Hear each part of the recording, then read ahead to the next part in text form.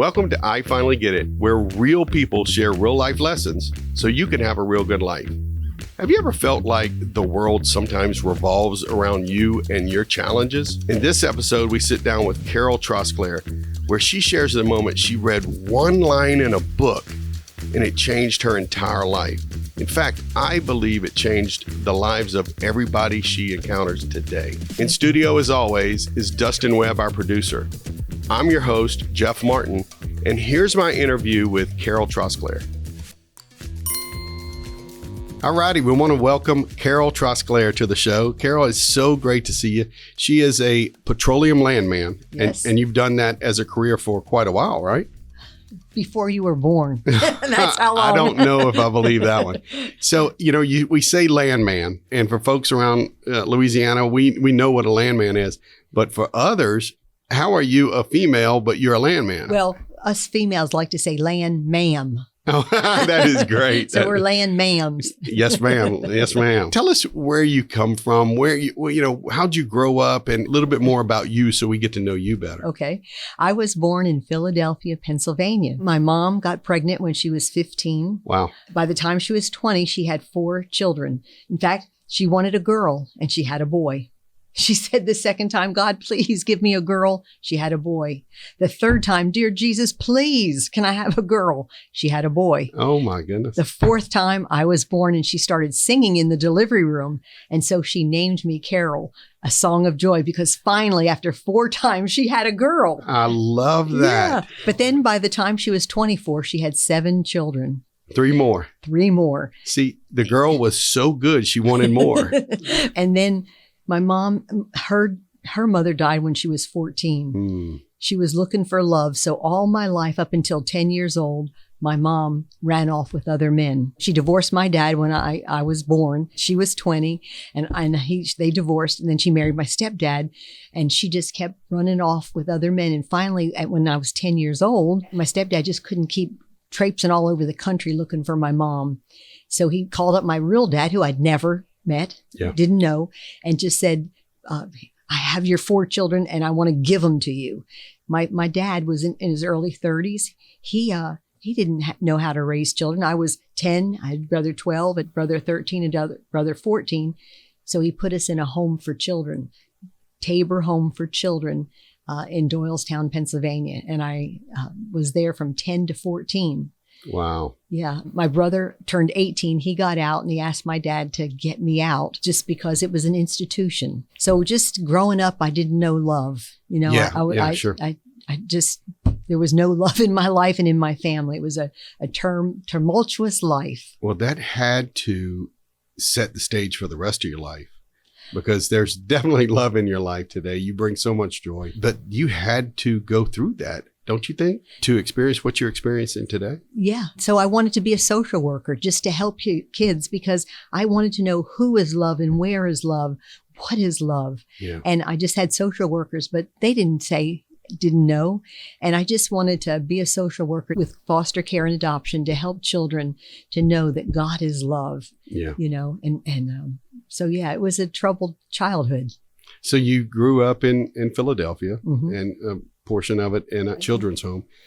How did you end up in Louisiana? I went to college. My major was social work. Uh-huh. And when I was in college, after 3.5 years, I told my professor, I worked with big brothers, big sisters. I worked with geriatrics. I just did all kind of things when I was majoring in social work. But I told my professor, I hurt. And I don't know if I hurt for the people that I work with or if I hurt for me. So he recommended I go to counseling. That counselor, we went from 1 to 5 years, 5 to 10, 10 to 15, 15 to 20, inner healing. And it was just changed my life. And Youth with a Mission, Hawaii had a counselor's training school. So I told my professor, there's this training school to be a counselor. I'd like to take the summer off and go to that. And he said, yes, go do it. And so I went to Youth with a Mission in YWAM, Hawaii. Wow. To this counselor's training school. They asked me to stay and head up the hospitality department. I did. I met Richard Trosclair from Lafayette, Louisiana. So we met there, got married, and came back. You had to pay to be a missionary. So we came back to get minimum wage jobs just to go back to the mission field. and we never went back. We got in the oil business and have been here ever since. That is incredible. Yeah. Now, was he in the Air Force or the military at all? He was with Youth with a Mission as well. Oh, okay. He headed their media department. Unbelievable. And it's YWAM, Youth with a Mission. We'll know this, but the hospitality department really was up your alley, don't you think? Yes, it was. So when you came to Lafayette, y'all got married. He was in the oil business. Where did you start? Well, we were newly married, and one of his friends, Chuck Begno, he said, Richard, we are busy. Would you come help us? So Richard went to be a landman. We were just newly married. I went with him, stayed in hotels. I helped him pull books at the courthouse. Richard was producing a lot. And they said, Richard, you must be working round the clock with as much as you're producing. We need to get somebody to help you. He said, well, actually, my wife is helping me. Could you hire her? Yeah, she's working anyway. And they said, sure. So they hired me, and then we worked together. So it was great because it's one hotel room, one car. They were drilling a well in Sharonton, Louisiana. So we went up and down California, from Texas to California, leasing people that the ancestors were from Sharonton. Yeah, that's been a few years. And so you have stuck with Since the landman 1979. from 79 to today. I've been a landman all this time, and I love it. I love negotiations. I wanted to be either a social worker or an airline stewardess. So what I love about it is I get to give people money that they don't have to work for. If we drill a good well, it's mailbox money, and then I get to travel and meet people. Yep. And so it's just like I love what I do. I get to travel and meet people, and every day I call and schedule an appointment with you, and I open the door, and it's a surprise. That's right. I'm surprised by you, and you're surprised by me, and it's just great. And I bet you help people along the way. Just what the energy you bring and your come from, right? You come from a place of joy and peace, and that's amazing. It's fascinating today because most kids are getting into their careers and they have jobs. They don't have a career. And they go from job to job to job. And you have stuck with this as a career for all these years. I don't want to tell my boss this, but I would kind of do it for free. Yeah, just because I love it that much. We'll edit that out. No. You know, and people say, when are you going to retire? I just love it so much that why retire? What's amazing, though, because the oil and gas industry has been through, some really rough times. Yes. And it's really not even that great right now. Right. What has gotten you through those days or those seasons, really? Because sometimes they can go on for years. It's feast or famine. You're right. You're right. When it's feast time, you don't spend everything you make. Yeah. You got to save for when it's a famine time. So yes, through these years, it's been feast or famine, and I just didn't spend everything I made. Good. I saved up for a rainy day. Yeah, that's I made hay while the sun was shining, and then I saved up for a rainy day. There's some lessons there that our viewers need to learn. What are some of your favorite experiences throughout your career? And then I'm going to come around and say, what are some of the worst times, some examples? My favorite is just, like I said, every time I meet somebody, I'm going this afternoon to meet people I've never met. I'm just like looking forward to meeting them just because I haven't met them. And I love people. Yeah. So it's just every day is different, new people, different personalities. When I come to you and I want to lease your property and no, it's not enough. It's never enough. No matter what you offer people, it's never enough. That's right. And so the answer is no, but I don't take no for an answer. So I love it in that negotiation to where you're opposed to my lease, but then something happens and you cross that bridge and say, okay, Carol, I'll lease to you. That's right. Which happened Friday. I signed a lady who, no way. I didn't give up on her. I didn't give up. I just kept at it. And she had over 100 acres, and I signed her up on last Friday. How fun is that to give money away and make people money they don't have to work for? That's right. It's great. That's right. I met you a few years ago while I was volunteering to do some kind of the Keep Lafayette Beautiful board. Keep Lafayette Beautiful, their guiding principles. And from there, you asked me to speak at a couple places. Yes. And the one thing, since I've gotten to know you a little bit, and I don't know you well, and that's why this is such a nice thing, because I get to know you from a much different perspective. But you are one of the most active people I've ever witnessed. Active at events, active in the community, and really entangled and engaged in our community. How did you get there, and why? Well, for years as a landman, I left Monday and came back Friday. or I left Monday and I came back Saturday.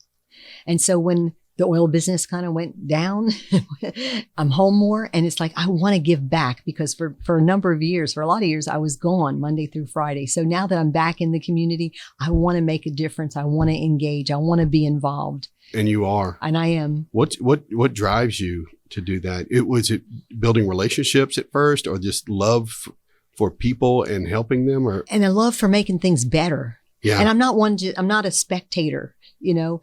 If I'm going to be involved in something, I'm going to be all in and help make it better. Yeah, I've witnessed that firsthand. It's just, it's fascinating. It's fun to watch. All of us need to do a better job at that. And you're a great model to follow. We always talk about an aha moment, some kind of thing that kind of changed your trajectory of your life or just changed the way you go about doing things. You and I talked earlier about you walking into a bookstore. Can you tell us about that? I love books and I love reading and I frequent bookstores. And so I was walking through a bookstore and I saw this book, The Purpose-Driven Life, sitting on a table. Yeah. And I said, oh, purpose-driven life, that is me. I am purpose-driven. And I wonder what they have to say. So I opened it up to the first page and it said, it's not about you. The first, yeah. In this culture, that everything's about us. Have it your way. Do it your way. If it feels good, do it. That's counterculture. Yeah. It's not about me. And then he goes on, the purpose of your life is far greater than your own personal fulfillment, your peace of mind, or even your happiness. It's far greater than your family, your career, or even your wildest dreams and ambitions. I bought the book. That interests me. And so that changed my life. When you live a life that's all about you, it's very narrow. Yeah. But when you live an other-centered life and it's not about you, it's just an expanding life. Okay, that's where I hit the light, right? you live, if it's you're focused on just yourself and what you can get out of this world. But what'd you say? Other-centered life? Other-centered. It's not about you. Yeah. I went to church Sunday. It was cold in there. And it's cold in here. But it's not about me. And the music was too loud. But it's not about me. I went to the mall Saturday with my granddaughter and we went in a store. And that music was... but it's not about me. Yeah. So when you live your life that is not about you and you live other-centered, it really is a joy-filled life. When you live to give and not get, it's amazing how you get. You get. Yep. It's just, one of my favorite poems is by John Bunyan. He wrote Pilgrim's Progress over 500 years ago. It says, there was a man, some thought him mad. The more he gave, the more he had. And I love that saying, no man ever became poor by giving. Yeah. We've all heard it's better to give than receive, but we don't practice it enough, right? You have been practicing. I love this other-centered life. How has that impacted you? And like, let's take life before you had this kind of epiphany and then life after. Life before, were you more focused on you and your family and making things happen? You get offended easily. Yeah. You're sad. You get, you live by your emotions and it doesn't, you get your feelings hurt because it's just not the way you wanted it. It's not, how you wanted things to be. But when you make your life not about you to make life better for other people. Yeah. Like I said, it is a joy-filled life and amazing how you get more than you give. Yeah, it really is. It really, how it just comes back to you multiplied. And a lot of people, I think, maybe don't want to give because they think, oh, I don't have enough. But when you live with an abundance mentality, hey, God owns it all. I'll have what I need. And so I live not with a poverty mentality, but with an abundant mentality that just with full hands to give. Yes. Was it easy to make that transition from a self-centered life to an other-centered life? Or was it like, oh, I get it. This is it. Well, I get it and then if I start feeling sorry for myself and boudet, cry about and get offended, it's a trigger. Ding, ding, ding. It's not about you. And so now it's just a habit every day. In fact, I had Carol's little black book of kindness. And so I had this little black book and I started with January 1st all the way to December 31st. I'm going to do something nice, kind, thoughtful, considerate for other people. And I did that all year. And I wrote down what I did to make sure I was intentional, and I did do it. And then after a year, it was a habit. So every day I purposed to do something nice, kind, thoughtful, considerate for other people. For other people. That is beautiful. Yeah. That is absolutely fantastic. If it's just even calling you to say thank you for having me on here, I so appreciate it, and tell you what it meant to me. So often we think things nice about people and we don't say it. And so my son accidentally passed away. And since he accidentally passed away, I have realized that life is fragile and that tomorrow is not promised. So when you think something nice, say it. That's right. That's right. So I'm purposeful about saying what I think, because you're not a mind reader. Yeah. If we can go there for just a minute, you're open about your son passing away. You have done so much for the community from that. Can you share the story around that a little bit? So my son, David Trosclair, accidentally passed away while a senior majoring in kinesiology at UL. And unbeknownst to me, out of 1,000 students, David was the top student. So UL asked me, Miss Trosclair, would it be all right with you if we established a scholarship for your son to acknowledge his academic achievements and to carry on his legacy? I said, yes, thank you so much. What an honor. They said it is. And there's no money in it. And it's up to you to fund it. Oh, my goodness. Fred Sanford, Elizabeth, I'm coming. David, I'm coming. Oh, gosh, you can't squeeze. How are you going to squeeze a blood from a turnip? I'm a landman. Half the time we don't have a job, So what can I do to raise money for David's scholarship? So I have a fundraiser every year. And people ask, what happened to David? David was sick. He never missed class. He called me on a Monday morning. I worked in Texas 6 days a week. I left Monday morning, came back Saturday night, and he got my credit cards every Sunday for gas, groceries. He didn't get my credit card Sunday, so I called him and he didn't answer. And Monday morning, he called me. He saw my voice message and, Mom, he said, what time is it? I said, it's 8:10. He went like that. Oh, no, I missed my 7:30 class. He said, I'm going to take some medicine to get better. I'm going to ask my professor if I can make it up. I said, David, you sound sick. He said, Mom, I am so sick, but I'm going to try and take some medicine to get better so I can go to tell my professor, can I make it up? And I have an afternoon class. I want to try and go to class, or if I'm just too sick, I'll just tell my professor I'm sick, but I want to try and get better to go to class. So he took a combination of his allergy prescription medicine with his over-the-counter medicine. And that combination stopped his heart, the toxicology report said.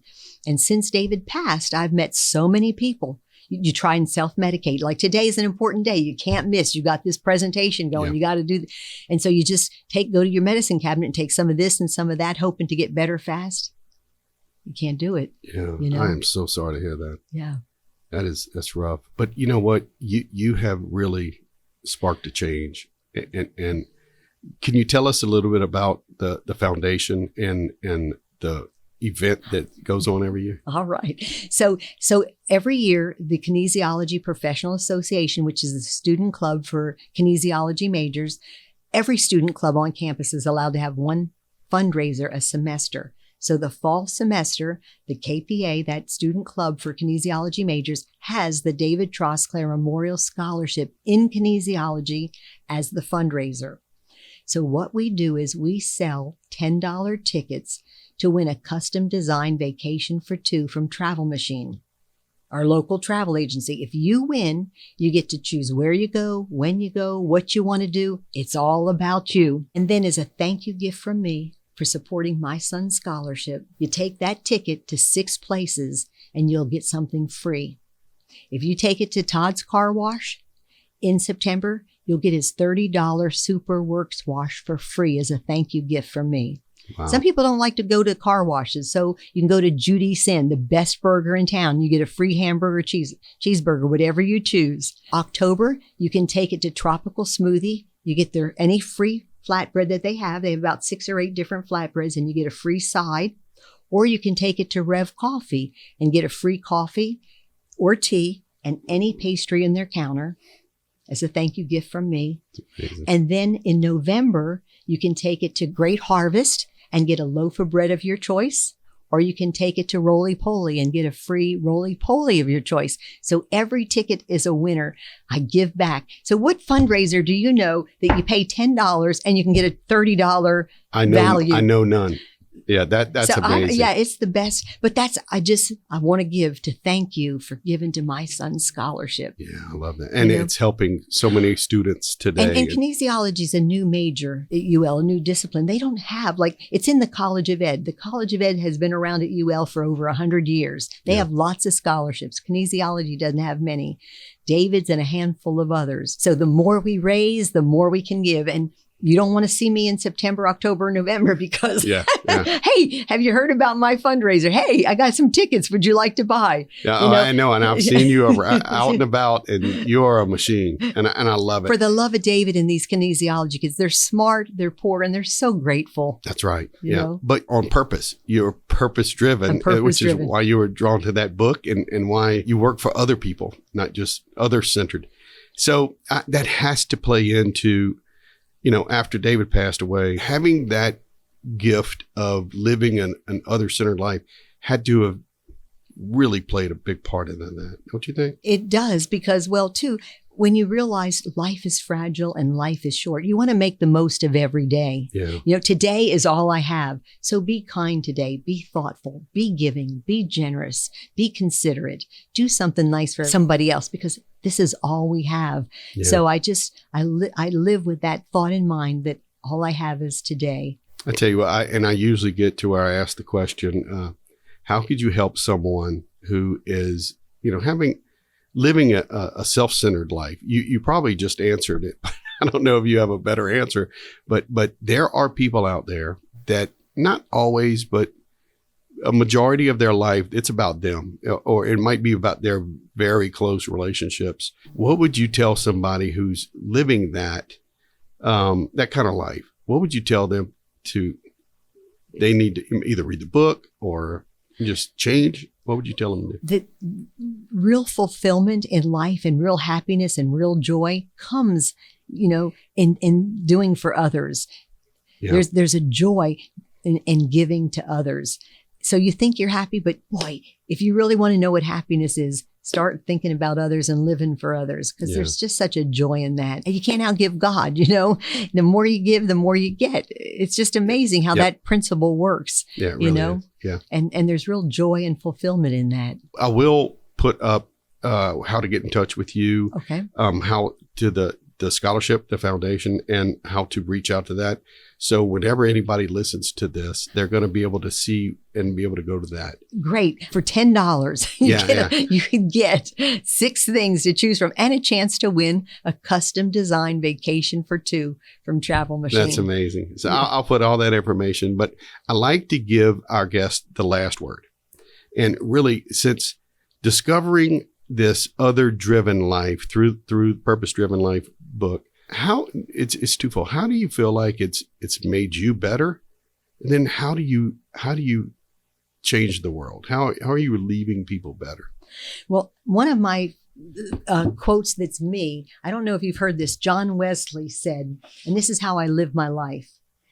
Do all the good you can by all the means you can, in all the ways you can, in all the places you can, at all the times you can, to all the people you can, as long as ever you can.